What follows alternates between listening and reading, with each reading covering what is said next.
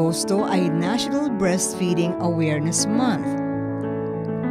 Ating alamin kay Dr. Maria Carolina Mirano ng Dr. Jose Fabella Memorial Hospital ang kahalagahan ng breastfeeding.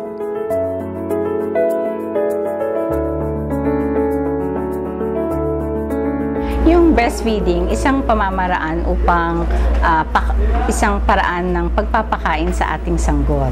Okay?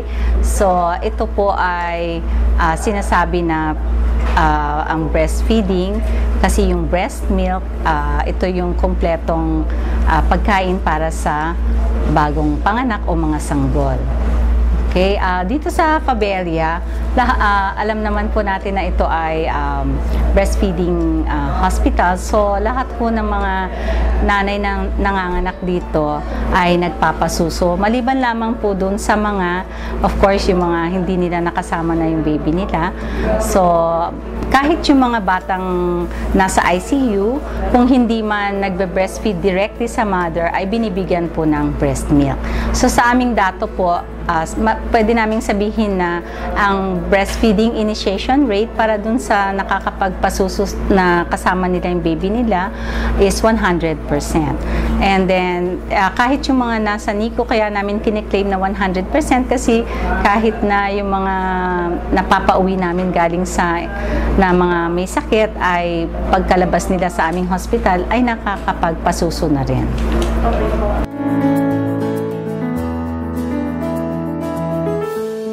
Para sa baby, ang importansya nito ay ito nga po yung kompleto na pagkain kahit wala ka ng ibang fluids o pagkain na bibigay sa baby kasi ito ay kompleto.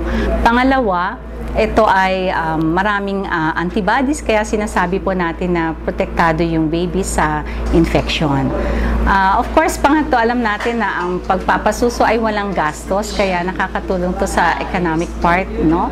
Sa financial na aspeto. Wala silang babayaran, wala naman po silang gagastusin na gamit, no? Kasi kung hindi na sila kailangan magpakulo ng tubig, no? Or kung magbibigay ng ibang breast milk substitutes. And of course, sabi natin, ligtas sa ang mga babies din sa allergy, no? Nakakatulong po yon.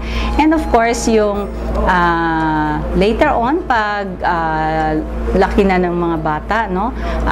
Sabi nila na they are also mas less yung chronic diseases later in adult life. So, sa parte naman ng mother, alam din natin na, of course, kamukha ngayon, pagkapanganak pa lang, nag-i-initiate na ng breastfeeding within the first hour or first 90 minutes of life, nakakapagdulot to ng prevention of pagdudugo. Kasi pagka nagdedede, alam po natin na yung pagpapasuso, no, may na-secrete yung katawan ng oxytocin. So, ito yung nakakapagpatigil din ng pagdurugo sa nanay or hemorrhage.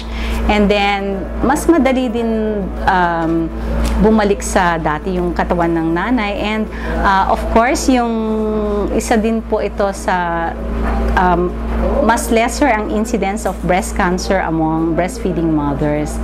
And may sinasabi pa na sa mga nanay, it also decreases the incidence of other conditions like osteoporosis din daw sa nanay. So, those are among the benefits sa mother po.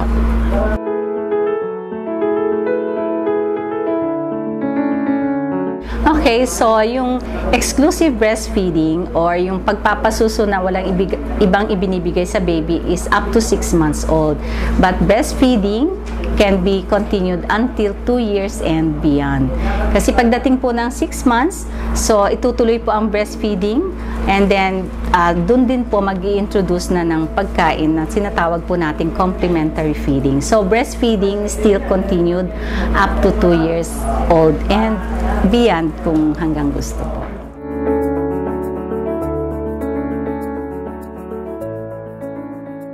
Karamihan kasi ng mga nanay, no, lalo na kung wala silang idea na ang usually na naririnig natin, sasabihin natin magpasuso sila pagkapanganak, sasabihin nila wala silang gatas pa.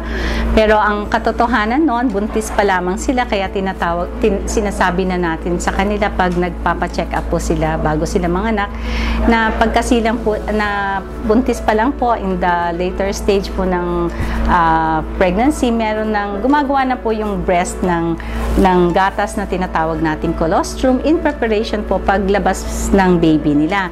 So hindi ho totoo na sa unang araw o sa unang oras ng pagkapanganak na wala pa ho silang gatas, kasi meron na silang gatas. Ang kailangan lang nilang gawin ay i-offer yung breast nila para mapasuso na nila yung kanyang mga anak.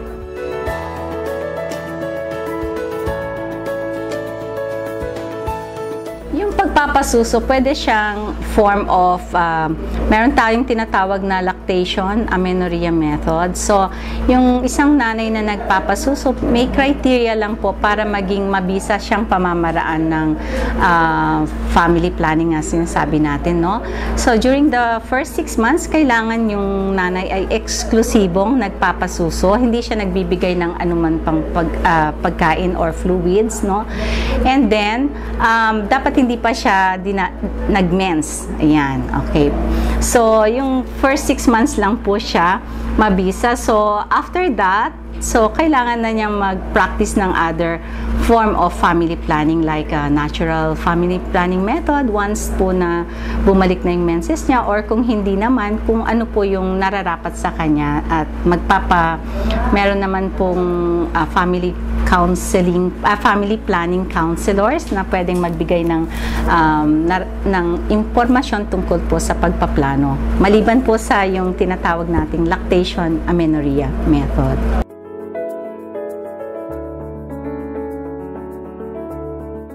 Una po, yung sinasabi nga natin is breastfeeding promotion or advocacy. So, hinihikayat natin o nagbibigay tayo ng information sa mga nanay at sa kanilang mga pamilya tungkol sa pagpapasuso. So, ano yung kahalagahan ng pagpapasuso, at sinasabi din naman natin kung ano po yung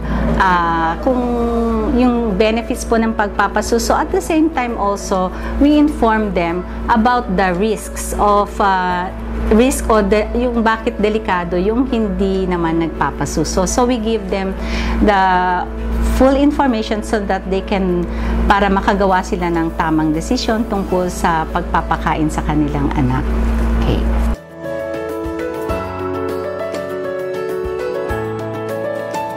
Kamukha ng laging sinasabi namin sa mga nanay, ang gatas ng ina ang pinakamagandang ibigay nila sa kanilang anak tungo sa isang malusog na bata, dahil po sa nasabi nating benepisyo nito sa mga tatay at sa kanilang pamilya.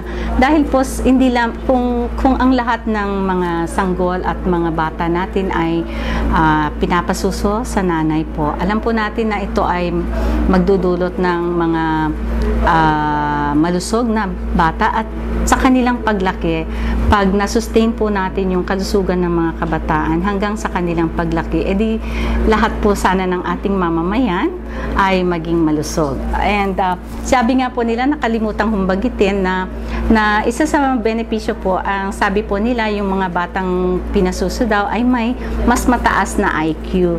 So, yun po yung isa sa parang lagi kasi nating naririnig, no? Kung ano, na yun po, isa din po yun sa benepisyo. And then, dun sa economical aspect po, no? Na makakatulong din po ito sa financial, no?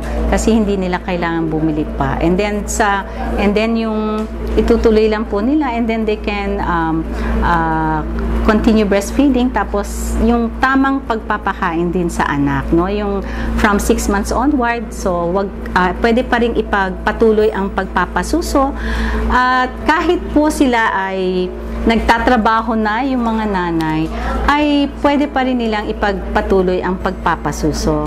Lalo na ngayon ang ating meron na po tayong mga batas para suportahan yung mga nanay na gusto pa rin ipagpatuloy ang pagpapasuso kahit na sila ay nagtatrabaho sa labas ng kanilang tahanan.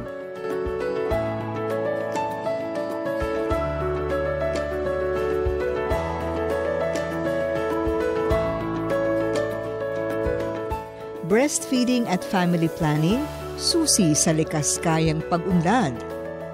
For more information, visit www.pcw.gov.ph.